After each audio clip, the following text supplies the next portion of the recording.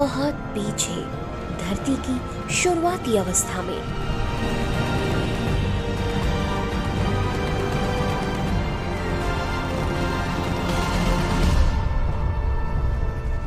इस सफर की शुरुआत आज से लगभग 5 अरब साल पहले हुई थी, जब हमारा सौर मंडल और एक नया जन्मा तारा, जिसके चारों ओर धूल और चट्टान चक्कर काट रहे हैं, यहाँ अभी हमारी पृथ्वी का नामो निशान तक नहीं है। इस समय तक हमारे ग्रह पृथ्वी के बनने की शुरुआत भी नहीं हुई है, लेकिन समय बीतने के साथ ही यहाँ फैली चट्टानें और धूल गुरुत्वाकर्षण की वजह से आपस में टकराकर जुड़ रहे हैं। ये पूरा मलबा मिलकर छोटी छोटी चट्टानों का रूप ले रहा है। आज से करीब 4.5 अरब साल पहले चट्टानों के आपस में टकराने और एक दूसरे से मिलने से यहाँ अब एक चट्टान का विशाल सा गोला बन गया है, जो एक तारे का चक्कर लगा रहा है। लेकिन अभी इसे हम पृथ्वी नहीं कह सकते।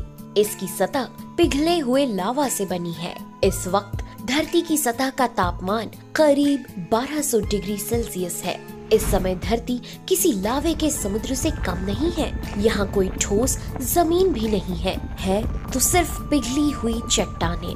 अभी धरती पर लगातार छोटी छोटी चट्टानों की बरसात हो रही है। काफी लंबे समय तक ये प्रक्रिया चलती रहती है। इसके बाद ये चट्टान विशाल से गोले का रूप ले लेती है, जिसे हम एक ग्रह कह सकते हैं।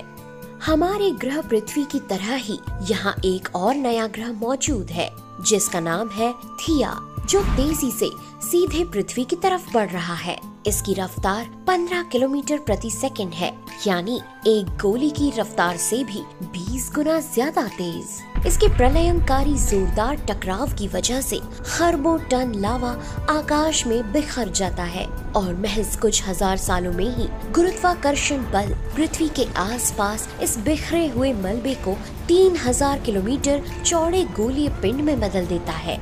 यहाँ हम देख रहे हैं जन्म हमारे चांद का।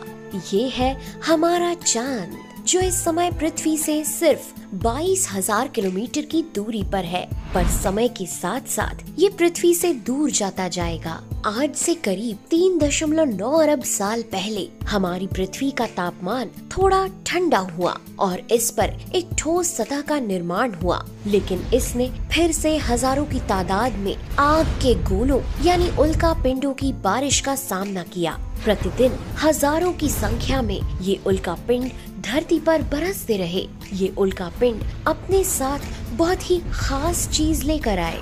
इनके अंदर छोटे छोटे बर्फ से जमे हुए पानी के क्रिस्टल थे, जो लगभग 2 करोड़ सालों तक लगातार धरती पर बरसते रहे और पृथ्वी पर पानी लाते रहे, जिससे हमारी धरती पर समुद्रों का निर्माण हुआ। आज जमीन में मौजूद पानी की हर बूंद, समुद्र के पानी का हर एक कतरा अरबों साल पुराना है और ये अरबों मीलों का सफर करके उल्का पिंडों से जमीन तक पहुंचा है। लेकिन धरती अब भी बेजान थी। यहाँ जीवन के लिए परिस्थितियाँ अनुकूल नहीं थी। धरती का वातावरण अब भी पूरी तरह से जहरीला और खतरनाक गैसों से भरा था। यहाँ हर वक्त तेज हवाओं के तूफान चल रहे थे। ये तूफान बहुत विशाल थे, जो पूरे ग्रह पर मंडरा रहे थे। इन तेज तूफानों की वजह पृथ्वी का तेज गति से घूमना और चांद का बेहद नजदीक होना था। इस समय चांद की गुरुत्वाकर्षण शक्ति इतनी ज्यादा है कि समुद्र में उत्पन्न होने वाली लहरें पूरी दुनिया में फैल जाती हैं। पर वक्त गुजरने के साथ साथ चांद जमीन से दूर जाता जा रहा है, जिससे समुद्र में हलचल कम होती जा रही है और धरती के घूमने की गति भी कम होती जा रही है। धरती के जन्म के 70 करोड़ साल बाद समुद्र के कुछ फुट नीचे लावा उबल रहा है। समय के साथ साथ ये लावा ज्वालामुखी के रूप में बाहर निकलने लगा, जिससे पानी में जगह जगह चट्टानें उभर रही हैं। पानी के साथ टकराने से ये लावा ठंडा होकर चट्टानों का रूप धारण कर रहा है और इसी तरह पृथ्वी के हर हिस्से में इन टापुओं का निर्माण हो रहा है। आगे जाकर ये टापू एक दूसरे से मिल जाएंगे और एक बहुत बड़ी जमीन का निर्माण करेंगे, जिसे हम आज महाद्वीप या कॉन्टिनेंट कहते हैं। आज से करीब 3.8 अरब साल पहले हमारी धरती पर अब तक उल्कापिंडों की बारिश हो रही है, पर अब की बार ये उल्कापिंड अपने साथ केवल पानी ही नहीं लाए, बल्कि बहुत ही अनमोल चीज भी साथ लेकर आए हैं, जो धरती को जीवन देने वाली थी। जब ये उल्कापिंड पानी में गिरते हैं, तो ये अपने साथ लाए गए खनिज, मिनरल्स, कार्बन, प्रोटीन और अमीनो एसिड को भी समुद्र की गहराइयों तक पहुंचा देते हैं। लेकिन यहाँ समुद्र की गहराइयों में गहरा अंधेरा है। यहाँ सूरज की रोशनी 300 मीटर से भी ज्यादा नीचे पहुँच नहीं सकती थी। यहाँ का तापमान भी जमा देने वाला था। लेकिन यहाँ समुद्र की गहराइयों में भी छोटी छोटी प्राकृतिक चिमनियाँ थी, जिनसे लगातार धुआं निकल रहा था। लेकिन ये धुआं नहीं था, बल्कि बहुत ज्यादा गर्म पानी था। ऐसा इसलिए हो रहा है क्योंकि समुद्र का पानी समुद्र के तल की दरारों से पृथ्वी के क्रस्ट में जा रहा है, जहां ये लावा की गर्मी से उबलने लगता है और दबाव के कारण ऊपर आते हुए बहुत से मिनरल्स और गैस अपने साथ ले आता है, और इसी प्रक्रिया से यहीं पर जीवन का पहला बीज पनपता है। लेकिन हम पूरी तरह से ये नहीं जानते कि इसमें जीवन के बीज कैसे पनपे, लेकिन किसी तरह से यहीं पर उन सारे मिनरल्स और केमिकल्स ने आपस में अभिक्रिया करके जीवन का बीज बोया और यहाँ जन्म हुआ दुनिया के पहले एक कोशिकीय जीव यानी यूनिसेल्युलर बैक्टीरिया का। ये बैक्टीरिया समुद्र में बहुत ही तेजी से बढ़ने लगे।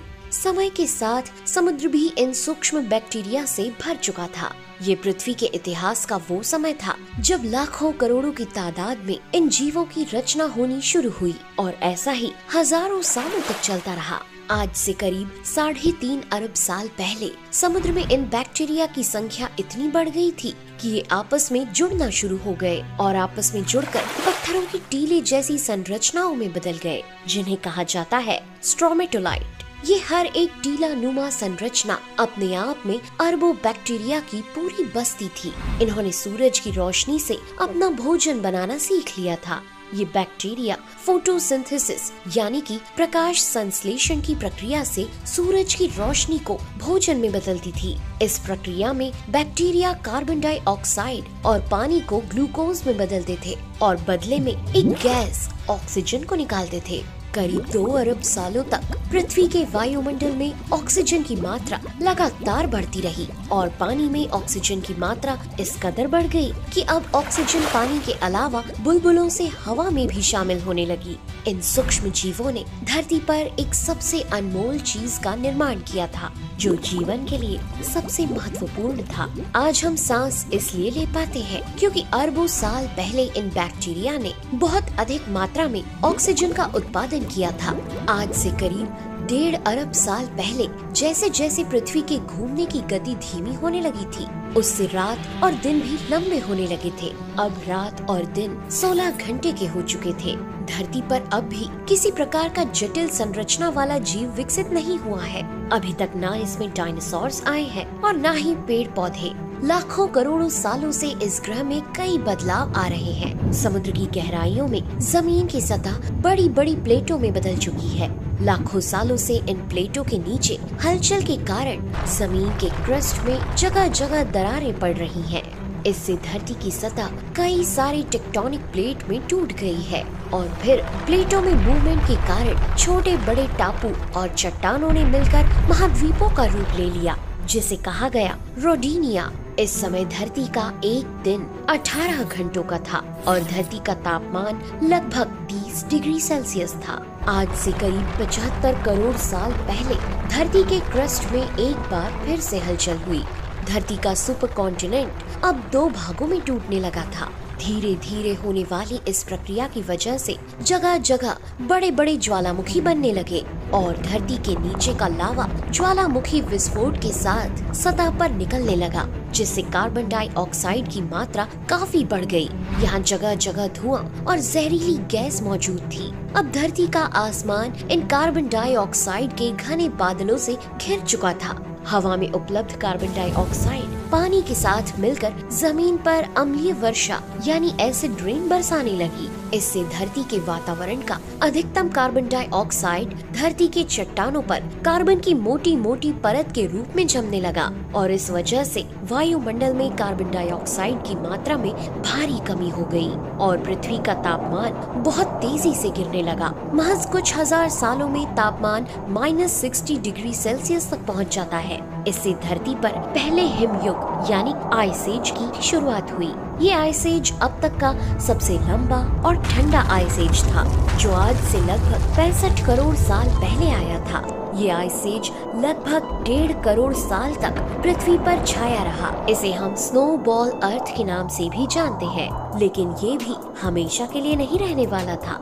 बर्फ की इस मोटी चादर के नीचे ज्वालामुखी, लावा और कार्बन डाइऑक्साइड उगल रहे हैं, जिसकी वजह से वायुमंडल में कार्बन डाइऑक्साइड की मात्रा फिर से बढ़ने लगी और धरती का तापमान फिर बढ़ने लगा और ऐसे 1.5 करोड़ साल पुराने हिमयुग का खात्मा हो गया। धरती फिर से सामान्य रूप में आने लगी थी। इस समय धरती का एक दिन 22 घंटे का हो चुका था। लेकिन उन बैक्टीरिया का क्या हुआ जो हिमयुग के आने से पहले समुद्र में पनप रहे थे? तो चलिए चलते हैं उसी जगह। ये आज से करीब 54 करोड़ साल पहले का दौर है। अब समुद्र का पानी जीवन के पनपने और फलने फूलने के लिए पूरी तरह उपयुक्त है। ऑक्सीजन की उपलब्धता में अब वे एक कोशिकीय जीव कई अन्य रूपों में विकसित हो चुके हैं। यहाँ चारों तरफ समुद्री पौधे और ऐसे अजीबोगरीब छोटे छोटे समुद्री जीव थे जो देखने पर किसी कीड़े जैसे लगते थे।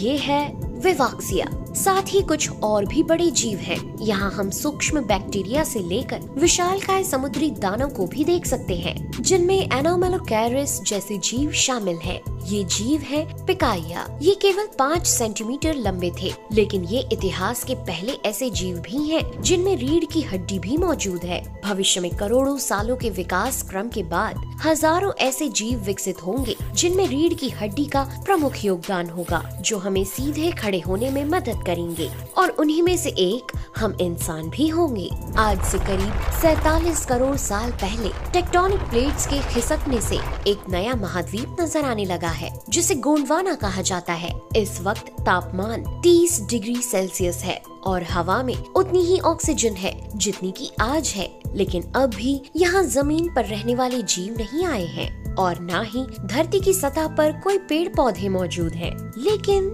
इसका कारण क्या है? इसकी वजह सिर्फ एक ही है और वो है सूरज से आने वाली हानिकारक अल्ट्रावायलेट किरणें। लेकिन अब धरती के वायुमंडल में एक नई परत का निर्माण होने लगा था, जिसे आज हम कहते हैं ओजोन परत। जब ऑक्सीजन के मॉलिक्यूल पर सूरज की अल्ट्रावायलेट किरणें पड़ती हैं, तब ऑक्सीजन ओजोन में बदल जाती है और ओजोन पृथ्वी के वायुमंडल में एक ऐसा घेरा बना देती है जिससे आम रोशनी तो गुजर सकती है, लेकिन अल्ट्रावायलेट किरणें नहीं गुजर सकती। अगले 12 करोड़ सालों में ओजोन की ये परत मोटी होती जाती है। इसके कारण अब पृथ्वी पर नन्हे शैवाल फलने फूलने लगते हैं और ये ही धरती के पहले पौधे बनते हैं। आज से करीब 37 करोड़ साल पहले समुद्र में रहने वाली ये मछली टिक्टालिक, जिसने पहली बार समुद्र से बाहर आने का निर्णय लिया, इसने जमीन पर रेंगने के लिए अपने पंखों को पैरों की तरह इस्तेमाल किया और समय के साथ ये पानी से जमीन पर आने जाने लगी, जिससे इसके अंग धीरे धीरे विकसित होने लगे। अगले 1.5 करोड़ साल के विकास क्रम के बाद ये जीव, जिन्हें टेट्रापॉड्स भी कहा जाता है, पानी के अलावा जमीन पर भी आने जाने लगे और धीरे धीरे इनके शरीर के अंग जमीन पर रहने के लिए विकसित हो गए। आज से 36 करोड़ साल पहले ये टेट्रापॉड्स पूरी तरह से विकसित हो गए थे और अब ये पूरी तरह जमीन पर रहने वाले जीव बन गए थे। दुनिया के वे सारे जानवर जिनके 4 पैर या 2 पैर 2 हाथ हैं, वे सभी इन्हीं टेट्रापॉड्स से विकसित हुए हैं, जिनमें डायनासोर्स, बर्ड्स, मैमल्स और यहाँ तक कि इंसान भी शामिल है। समय बीतने के साथ ही जमीन पर कान खजूरे, मकड़ियाँ और बहुत से दूसरे किस्म के जीव आ गए हैं, ये सारे जीव आर्थ्रोपॉड कहलाते हैं और ये बाकी जानवरों से बहुत पहले ही जमीन पर पनपने लगे थे। अभी तक हमने जितने भी जानवर देखे वो पानी में अंडे देते थे, लेकिन ये छिपकली की तरह दिखने वाला जीव जिसे हाइलोनोमस कहा जाता था, ये जीव ऐसे अंडे देता है जिनमें जमीन पर भी बच्चे जन्म ले सकते हैं। इस तरह के अंडे जीवन के विकास में एक अहम भूमिका निभाने वाले हैं। ये नया जन्मा बच्चा इस विकास क्रम में नया मोड़ है। ये जिंदगी में एक नई प्रजाति की शुरुआत है जिसे रेप्टाइल कहा जाएगा। आज से लगभग 25 करोड़ साल पहले एक नई प्रजाति की शुरुआत हुई। विकास क्रम की वजह से अब बड़े बड़े जानवरों का अस्तित्व संभव हो चुका है। लाखों सालों पहले हमने जो छिपकली जैसा जीव देखा था वो अब इन दैत्याकार और खूंखार जानवरों में विकसित हो गया है। ये है गोर्गोनोप्सिड। ये कोई डायनासोर नहीं है, बल्कि डायनासोर को आने में अभी कुछ करोड़ साल बाकी है। लेकिन अब धरती का बुरा वक्त आने वाला था। इस युग में एक बार फिर से ज्वालामुखी विस्फोट के कारण धरती का तापमान बहुत ही बढ़ गया। इससे पूरी धरती पर महाप्रलय की शुरुआत हो गई। भूभाग पर ज्वालामुखी इरप्शन होने लगे।